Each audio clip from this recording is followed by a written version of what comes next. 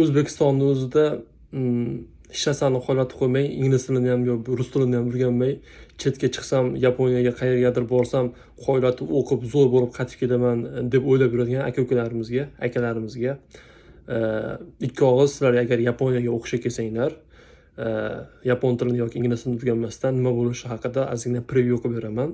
Siz Yaponiyaga keldingizmi, o'sha yerda yeb qo'ydingiz. Tabriklaymiz.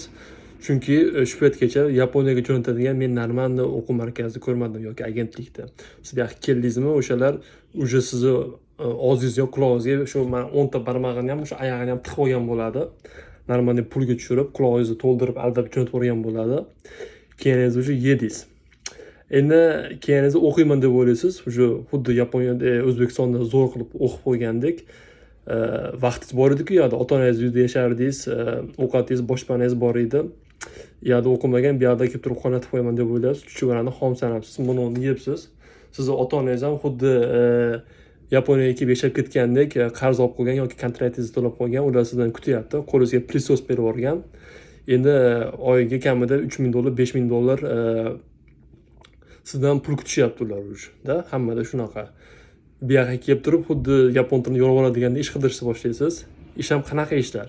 Shu yuk chiqarish, yuk tushirish, yuk ko'tarish, noqonuniy kuryerlik qilib ishlash. Normal ishga kira olmaysiz.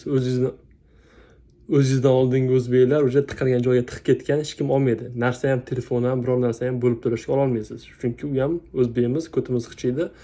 Olingizdagi o'zbeklar uradigan joyga urib ketgan, o'sha ish topolmaysiz. Oyiga $1000 topsangiz katta gap.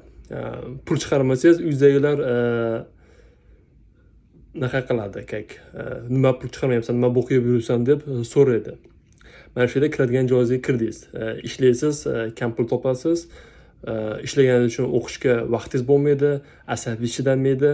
Mana shunaqa qilib vizangiz tugamasdan yo nelegal bo'lib ketasiz yoki shu yapon tilini o'qimasdan shunchaki maktabga borib uxlab, bu yoqda enangizni ko'rib yuraverasiz. Bu boshlanish edi.